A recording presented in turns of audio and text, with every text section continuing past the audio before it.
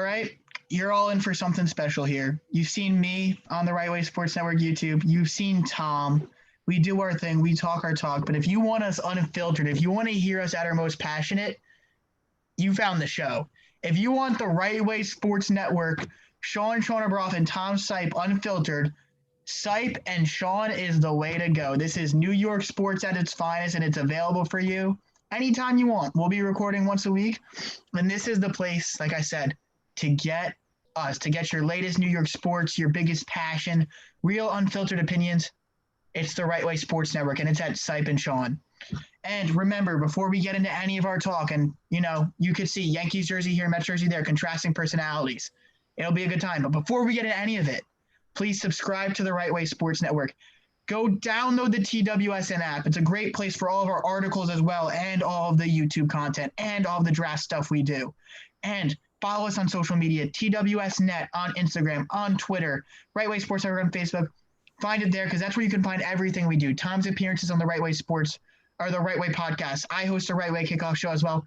And from now on, Seipp and Shaun, the show on the Right Way Sports Network. No offense to any of the other shows, but it's New York sports, baby. And with that, let's dive into it. Tom, I enjoy your pain sometimes. I enjoy making fun of you, but I can't lie. Today, I cracked a smile for you and everybody in Mets Nation, and I don't hate on Mets. I actually like rooting for the Mets. Tom, we've been to games. You see how I get into it. I love New York sports all around, but I do like making fun of you. But today, I cracked a smile as I was following what Steve Cohen was saying in that press conference, the new owner of the New York Mets, for anybody who doesn't know. I couldn't help but be happy because we've lived for so long with this big brother, little brother attitude in New York. Even though the Mets have been to more World Series in the last decade, it's been the big brother, little brother attitude where it's always like Yankees are spending big. Yankees are always looking to push. The Mets have been hamstrung by the Wilpon ownership since the Bernie Madoff scandal since 2008. And now I think the New York Mets have been saved. Steve Cohen, like just a savior, like a superhero in the night, like Batman going across Gotham, has come in and saved the New York Mets. Now tell me, Tom, what are your thoughts on this move? What you saw in the press conference today? Tell me give me everything. Well, first of all, I'm so excited to be doing this. I mean, this is something me and you have talked about for such a long time. And I'm, so excited today, not only because of Steve Cohen, but because we're starting this. And also, I know you mentioned me as a Met fan, you as a Yankee fan. We all know your heart resides in Queens, but that's a conversation for another time. I own 2 Mets jerseys, all right? I'll admit it. Like, again, I got some affinity for the team. I've never worn a Yankees shirt, hat, anything. It's drip, whatever. Dude. It's drip.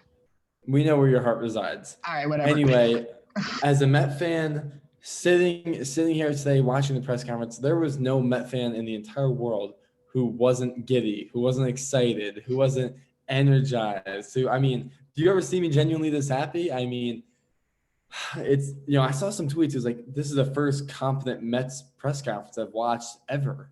It was just, Steve Cohen, what's so great about him is, a lot of sports ownerships now are, big groups or, just guys looking to make money off it. They're not involved in the team. Steve Cohen grew up in Great Neck, I think. And, he grew up a Met fan. He was talking today how he went in 63 to the Polo Grounds and watching Met games, taking the subway over the city, Shea Stadium at the time, and watching friends with his buddies in the upper deck. He has been a Met fan his entire life, and it just so happens to be that he has deep pockets. As a Met fan, you can't get any more excited than, of course, with everything with the Wilpons, with all due respect, thank Christ that they're gone. But, with Steve Cohen coming in, we're finally going to be a big market team. Everyone joked from the day that, he was rumored to be a part of the, possibly becoming the new owner, that, we're going to be the East Coast Dodgers. Then today during the press conference, who's he want to model after? Oh, the Los Angeles Dodgers. As a Met fan, I've experienced 1 pennant in my life, only 2 postseason appearances I remember, and 3 in my lifetime. And I am just so thrilled and so excited for this upcoming season. And I could go on and on.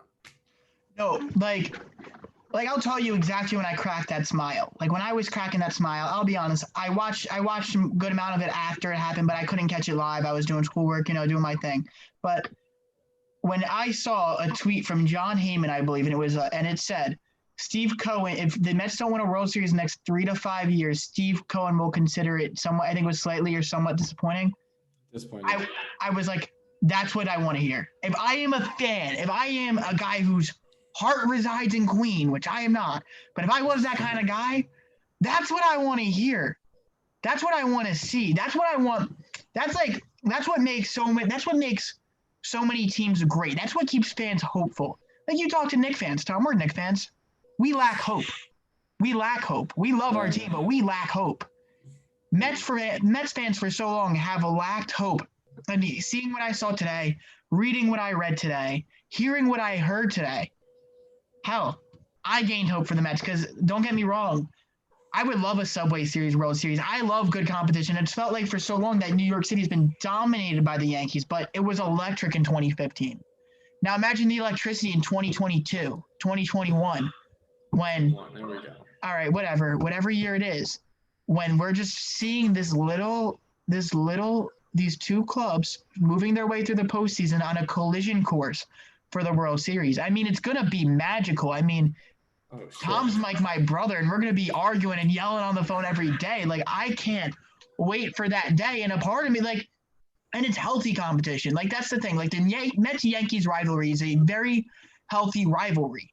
And that's going to be a great day. It's always fun. It's like when the Giants and Jets play. The Subway Series is always a good time. It's a lot of jabs, a lot of good and fun. But in the end, no matter what, it's always been a who cares game because the Mets have spent so long as a bottom feeder in this. As a little brother to the Yankees. And yes. And even within their own division, someone as a bottom feeder. But now knowing, okay, you guys knew you had a playoff appearance, or you guys had a playoff quality roster. You thought the Mets were going to make the World Series. Knowing you guys had a playoff quality roster this year, now you have the ownership to go with it. You can't help but be excited for the future. Yeah, exactly. And, I will admit my mistake. I did predict the Mets. I did think that they were going to meet with the Yankees in the World Series. I've been right on my predictions. That's the first time I predicted them to make the playoffs since 2016. So, I'm not too crazy in my predictions. So don't call me a homer. But I'll call you a homer. Yeah, this year I did. I really believed in that roster. And that is another reason why fans like myself should be so much more excited that this Cohen transition of power is happening now, because this team's good. This team's very good. This has such a fantastic young core nucleus of players who they're ready to win. They're ready to succeed. This is the number one total offense in all of baseball in the 60-game regular season this year. Improvements in the starting pitching and the bullpen. You acquire a catcher, maybe a real center fielder. I mean, this is one of the better teams in baseball. And I said this year, and I'm not going to retract my statements on this. In 2020, on paper, the New York Mets were the second best team in the National League. I still firmly believe that on paper heading into the season. Just imagine with a new payroll, new management. Just think of the things that could happen. And going into the 2021 season, this New York Mets team could be one of the favorites in the National League. All right, so you talked about the new payroll, this and that, and to be honest, I mean, you sound like me. You sound like a Yankees fan. Oh, it's like a wish list. It's like It's like you have a bunch. It's nice to finally say that about one of the teams I like. It's finally nice to say that. No, I'm betting it's a good feeling because I like talking about not having to be marginalized every year and having to have expectations on who we can get. But so give me your Mets wish list. Give me the Mets offseason wish list because I know you have one. All right, so Trevor Bauer, trade for Mike Trout, trade for Mookie Betts. I mean, listen, of course, that's what all Mets fans are fantasizing. But in all seriousness, I think the Mets kind of have a basic route that they can go, and the route that I kind of want them to go is that I do want them to spend in free agency. I don't really want them to hit the trade market. I know there's a lot of rumors about, trading for Francisco Lindor. The Mets have been linked to him for the last 2 years now. And then this year, of course, because it seems like it's more likely than ever that Cleveland will finally move on from him. That this is the year the Mets finally make a trade for him. I personally, I'm not the biggest fan of him. if the Mets do acquire Francisco Lindor, I probably will be excited. But I don't want that at the top of my priority list. I'm kind of a little different in the sense. I think all 30 teams would like Trevor Bauer. I personally would only like him on a 1 or 2 year deal. I don't want to sign him to a huge extension because I do think that he has a lot more flaws than other people think. I do understand that he's the heavy candidate for the Cy Young in the National League, but I'm not too sold on him, and that's a whole other argument for another day. So of course I would like him. I think that the Mets have a really good chance of signing him to a short-term deal if that's what he elects to do. After that, there's so many different routes that the Mets can go. The route that I would prefer for them to go is, instead of going after JT Realmuto, which I know everyone thinks that he's the Mets guy, I don't know if that's the exact route. Hey, listen, if the Mets sign again, this is like what I'm saying about Lane. You're not going to be disappointed. No, I would be throwing a party, okay, if the Mets got JT Realmuto. But I think the smarter way to go would be going after a real center fielder if he can stick there. There's some questions if he can still stick there or not. But George Springer, it's a high on base guy, high power guy. He's a guy who's been there, done that. I would go after him and James McCann, who was really good in Chicago last year. And, he had all those great years in Detroit as well. And I think if you go after those two instead of the one big prize in Realmuto, I think, you're really smart. You're putting your money, at two different positions that are very high need. Those are both middle of the order guys. Springer would probably be the leadoff guy for the Mets. So I think that's where I'd go position-wise. I don't think the Mets need any more depth for position players after that. So you get those two guys, and then you look at the bullpen. There's a lot of bullpen arms available, which I won't go into too many specifics on who the Mets should try and sign the for relief arms, but the Mets definitely have to go after some guys. I wouldn't be opposed to them trading for a few young relievers. We heard Sandy Alderson say today, if Cohen was the owner when Brad Hand was put on waivers, they probably would have picked him up. So that's an early sign that they're willing to spend for good relievers because they know that the bullpen is a major issue, and it has been for the Mets for the last 4 years now. And there's one there. I like the Brad Hand signing, but I want to talk about the McCann Realmuto thing again. See, Sure. Here's also one thing I noticed. Like McCann was like the day-to-day catcher for the Cubs, or not the Cubs, the White Sox last year, right? Or was it Grandal? It was back and forth. Grandal was really DH. It depended. That lineup was so good. But McCann, Realmuto is a great hitting catcher, but he's not an amazing defensive catcher by any stretch of the imagination. No, he actually is a fantastic.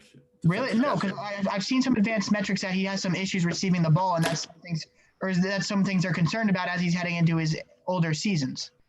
I don't think that the thing with Realmuto is. This is the thing with me. He is a very good defensive catcher. Both of them are good defensive catchers. So really that's not the issue. Mets haven't had a good defensive catcher in years. Yeah, because I've read some considerations, but it's also not. When I watch Realmuto and I watch McCann, I feel like McCann calls a better game. That's probably true. I guess let me rephrase that. Like Realmuto is not a bad catcher. He's not a bad defensive catcher, but I don't think. I never. At least out of what I've saw. Again, I've only watched so much JT Realmuto baseball, considering he played for Miami. I watch a good amount of Phillies baseball, but I was reading a couple things reading the free agency, and teams are worried about kind of like the slack that he's put on his body, catching so many games, and that he's not among the elite. But when I watch James McCann, that's a guy who I've seen pitchers elevate with his catching. Lucas Giolito has really developed into a great pitcher. We were calling. Oh my God, I'm forgetting the other White Sox pitcher there. Oh, who's really good. Michael Kopech was supposed to be a star this year, really elevate himself. That was a guy who McCann would really help develop behind the plate. And even we go back to Detroit, who has Boyd gotten better, Matt Boyd, since James McCann left, or has he gotten worse? How has the effect on that staff been? He has taken a step back. I look at the effect that James McCann has on pitchers, and even we go to Philly. Like, have we seen Aaron Nola have a significant improvement, elevate into that real number one we thought? Have we seen any of their pitchers have a real true improvement? Has Spencer Howard lit the world on fire like some Phillies fans thought? No. So while Realmuto is he receives the ball well, frames it well, the effect he has on the game for a pitcher, for a team that has Jacob deGrom and has a Cy Young winner, a team that has inconsistent bullpen, a team that has 2, 3, 4, 5, has guys, like Steven Matz who have consistency issues a little bit, kind of behind him trying to fill out the rotation. I like a guy who can call a better game and has proven to have a good effect on pitchers rather than a guy who, receives the ball great, does this and that great, but doesn't have the same effect, at least that we've seen with their track record. I think that the thing with me for Real Muto is this is a guy who's basically, played as many games as he can for a catcher since, of course, Miami days. And, he plays often. He plays every day. He's in the lineup every day because his bat is, so useful. He's in there every day. Jason McCann over his career, he started off, he wasn't an everyday catcher. He was getting a mix of time. And, even in Chicago last year, he wasn't an everyday catcher because of Yasmani Grandal. So I think for me is because, Real Muto, he's had the hip issue. He's had some injuries, and he's going to want that massive long-year deal where James McCann might elect for, 2 or 3, might go a shorter route and for a little bit less money, than Real Muto will. So that's why I think the Mets would be smart to go for a guy like McCann because, again, years are shorter, money's shorter, and, we know Real Muto's had injury problems. What the New York Mets don't need is to sign a big free agent and have him, have injuries lingering. And that's one of the good things about George Springer. Let's really map out this path because I think it might even be somewhat controversial. But really, you put this lineup together, you get a legitimate center fielder who we think could stick there for 2 to 3 more years. Maybe you have to platoon him over to right and left. I'm assuming Springer's a long-term deal. That'll be a 6-7 year deal likely. At least from what I've read. McCann, you could have a 2 or 3 year. Do you think 6-7 a little bit long? That's probably a little bit long, especially in this market, because we also have to realize that this market is so different than any other year. And Springer's a little bit up there in age. I think, Well, I'm also going by the fact that I would hope for only 4. Yeah, I think 4 is ideal at a guy at 31, but and again, I do think the market's a little different, but I do also look at the fact that he might look for long-term security. Like instead of paying him $30 million, you might pay him 25 for 6. He might want long-term security or something like that. Maybe a little bit less on the annual average instead of the. Again, the market's unpredictable. And I also think Cohen might be willing to overspend. Cohen might be really want to make that stamp, and George Springer would be the way to do that. So if you got to overspend a little bit. And he fits so perfectly, in that lineup, like you said. Imagine him and who would be your number 2? Jeff McNeil, J.D. Davis? In the lineup? If you got George Springer. I mean, ideally it would be, Springer, McNeil, Conforto, Alonso. And that might be the number 1 or 2, 1 to 4 in baseball. That's an elite 1 to 4. That's 4 all-stars. Yes, that's 4 all-star quality guys. It doesn't get much better than those 4. So think about how much better, Real Muto can't be your leadoff. Think about how much better Springer slots into that lineup. And then you could have McCann as your 6 or 5, 6, 7 because he slots into that slot very well within your lineup. So I think the way you do this, and then you said, hopefully you get the bullpen help. The Mets are a legitimate World Series contender. Now my one issue is Luis Rojas. That was the one thing that kind of struck me. He will likely remain in his role. Yeah. So what do you think about that? As a Mets fan, we've seen some bullpen mismanagement from him, severe bullpen mismanagement, may I say. Sure. Now, here's my stance on that. I don't think you can meet another human on Earth. There's 7.3 billion people on Earth, and you will not find a person who has been more critical of the Mets managers over the last few years. I think that's just a factual statement. Probably. At this point. No one's more critical. And I was extremely critical of Luis Rojas at times last year. But I'm fine with him staying for this year. I'm fine with it because Sandy Alderson hired him a long time ago. He has, he knows him. He has a good relationship with him. And, they always thought that this was the guy that, could work his way up to become a Mets manager. What we know from Luis Rojas is we know that, he had his struggles in a 60-game season with coronavirus going on, with an awful bullpen, with the Mets' worst rotation since 2010. Oh. No. We had a Cy Young winner in 2012. So it's 2010 probably. Harvey was still Pete Harvey back then. Matt Harvey, R.A. Dickey in 2012. Yeah, so probably before then. So that's why I don't mind leaving him for 1 year. Of course, I'm in the win now mode. Look, I want to win so badly this year, of course. But I do not mind, him staying in. He has a good bench coach in Hensley Mullins, excuse me. listen, we know what he's done in 60 games, which again, it was just such an odd year, and I'm fine with giving it a second chance. Of course, we don't know if it's confirmed that he'll be in for next year yet, but I'm fine with giving him one more shot because, he knows these players. He's worked with these players, when they were minor leaguers. He knows these guys. And that bullpen was so bad last year that he only had so many options to go to. So I'm fine with giving him one more shot. You know me, I like a quick pull. So even if we're sitting at 500 in June, I might be calling for his neck. So we'll see how it plays out. But I won't mind if he is the choice for 21. All right. So before we conclude this, I guess I want to talk a little bit about my New York Yankees, and mostly I want to calm the fears around DJ LeMahieu. He declined his qualifying offer, and I'm not sitting here like, oh my God, DJ's gonna go. I'm sitting here like, 18.9 is a little low for an MVP candidate. Can I blame him? And you mentioned the affected market. He's 32 years old. This is a guy who has one more payday in him. Go get it. And in a coronavirus affected market, there are very few teams who are positioned to pay him like the Yankees, who have also helped him revitalize his career. He was on like $8 million when we got him here, 2 years, $8 million a year, something like that. Like, it was nothing huge. He's experienced a career revitalization with the New York Yankees. His bat fits Yankee Stadium. If the Yankees can pay him the money they can, and we're the New York Yankees, so we can, he will stay in New York. Sure, might Washington like him, sure. Might Steve Cohen want to pull a fast one on the New York Yankees? Who knows?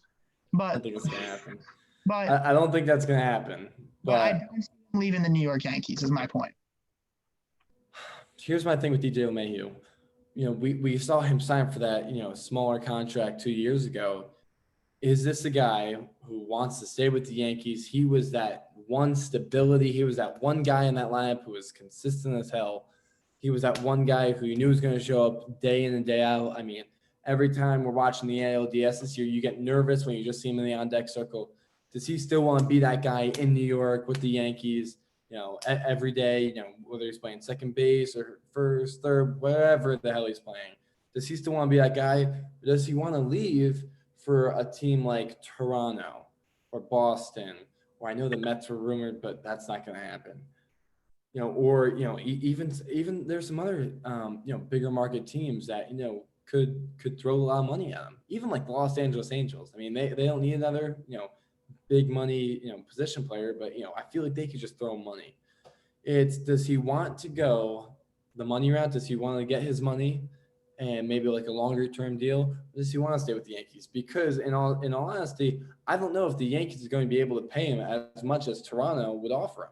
Toronto wants to be very aggressive this offseason, rightfully so. So I don't know. Is he going to take the bigger money offer to go play in Canada, or will he stay with New York and be that guy like he has been the last 2 years? Well, it's Canada, so I'd assume no. But or 3 years, excuse me. I keep saying 2 years. I meant 3 years, excuse me. I see your point, and it's not an invalid point at all. Again, DJ LeMahieu is an MVP candidate this year. It's not too often an MVP candidate hits the open market, and you're in an environment where you can compete with the Yankees for him, especially when he played in New York. But let's be real, it's also a Yankees team that's underperformed his 2 years there in the postseason. Like you said, that was the only guy. So, there is a lot working against him. But no matter what, you could say this is a little bit of homer in me. You could say whatever you want. This could end up being the coldest take ever. I'm envisioning DJ LeMahieu as my opening day second baseman next year. Many Yankee fans would agree with you. Many baseball fans would agree with you. But the thing about this offseason is we don't know what the market's going to look like. And I just don't feel like the Yankees are going to throw him dirt, are going to throw him so much money, because they have bigger issues I dare say this, with pitching. Even their bullpen, they need another bullpen guy. They need another starter.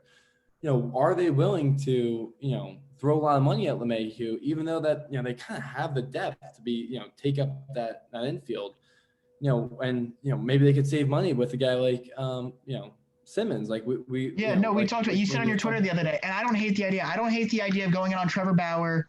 I'm trying to think of the other free agent starters available, or even we go a little bit cheap and who's the guy that the Blue Jays traded for at the deadline from the Mariners? Taijuan Walker. Taijuan Walker. We go a little bit cheaper. The Yankees were rumored to be in on him. We go a little bit cheaper. Taijuan Walker, fill in that rotation. You get maybe a guy who's on a shorter term deal. Let Davy Garcia develop in that league to see what you've got in some of these other youngsters, your Clark Schmidts. Maybe give Jonathan Loizaga and see like what other minor league guys can do, and then you reevaluate on a more normal market. Yeah, because you talk about the starting rotation, which has so many question marks. I mean, we know who Garrett Cole is, right? We know we know what he's going to bring. We have Davy Garcia, who we all wanted him to stay pitching in the ALDS this year. Don't get me started. But we don't know what he can do over a whole 162. Then there's Domingo Germán. Is he going to be able to come back and pitch like he did before his suspension? Luis Severino, like how is he going to come back? Jordan Montgomery, is he going to be able to stay healthy for a whole season? It's guys like that the Yankees starting rotation after Garrett Cole has a huge question mark. Huge. And here's my thing. It's also a high ceiling question mark. But also a low floor question mark. It's a high ceiling, low floor question mark. So you're sitting there, Brian Cashman, you're saying, is this the risk we run? Because again, Domingo Germán was leading the American League in wins. Luis Severino was I think he has an All-Star game. I think he has an All-Star game appearance on his belt, right? Severino, sure. Yes, he's an All-Star. Germán, Montgomery showed a couple things I like. Clark Schmidt has a couple things right there. So that's for right. Did I miss anybody in that? Garcia, I didn't even mention him. So Garcia, I think has the ceiling of a 2. Severino has the ceiling of a 1. Germán has the ceilings of a legit 4 or 5, and Montgomery or Schmidt could be a 4 or 5 as well.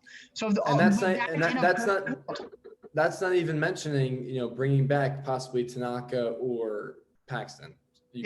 I just saw that Paxton's going to be pitching for talent evaluators soon. So if he looks good, maybe bring him back. But so this is a high ceiling question, but it's also a low floor. And this is where I go for this.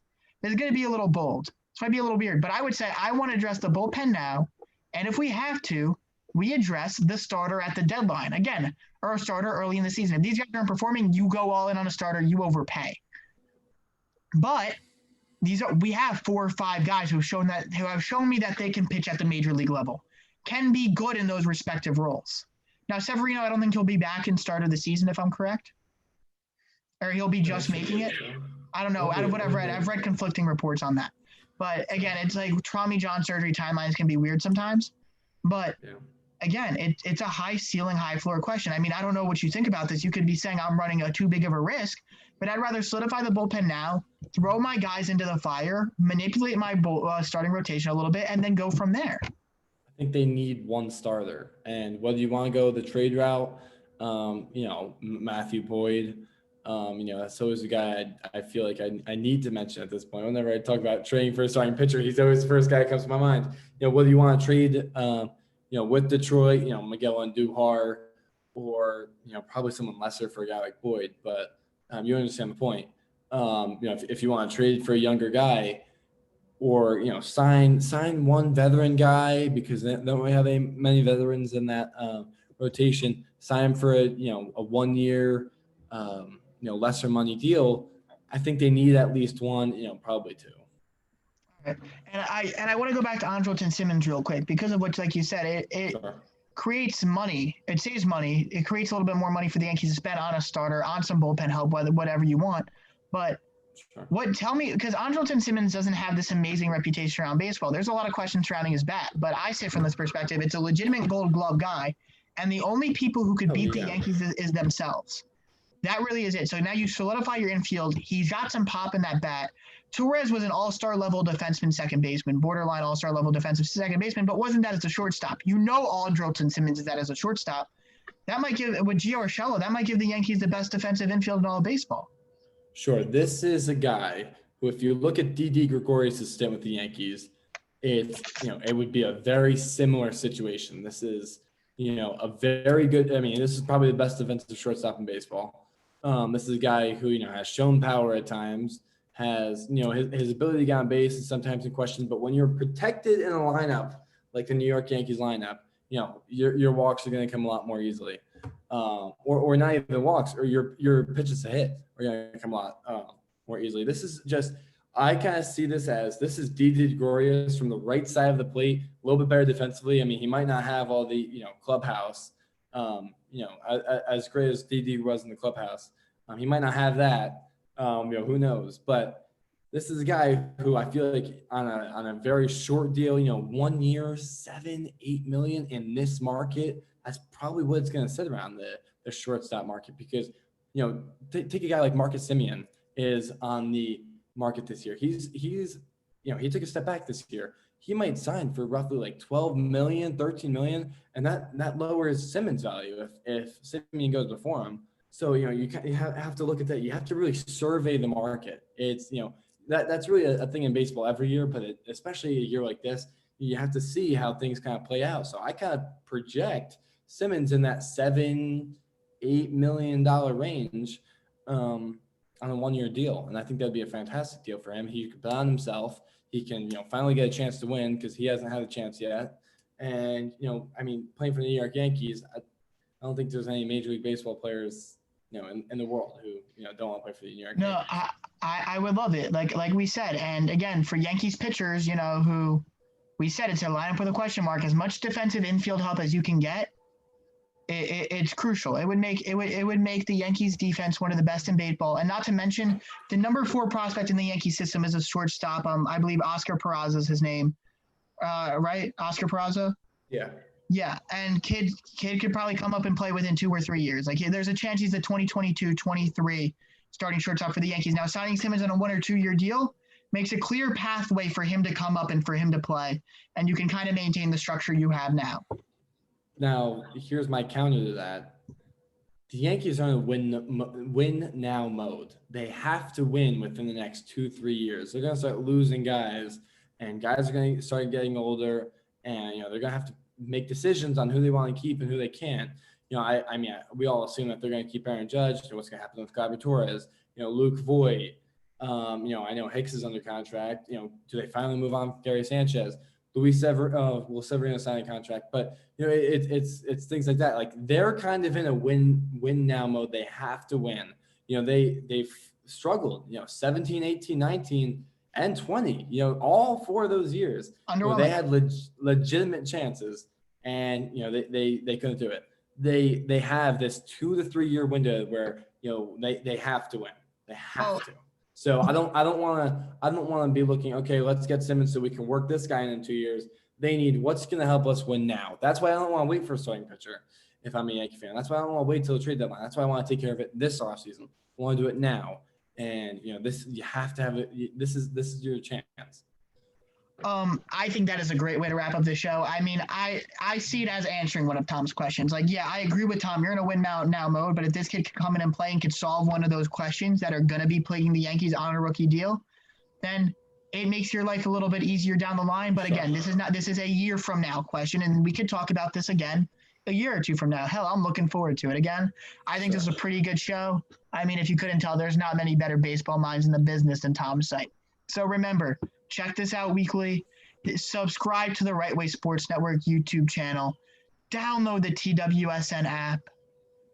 Follow us on all the social medias. Get our merchandise now. And remember, let's go New York sports, baby. Let's go Yankees. And we'll see you next week.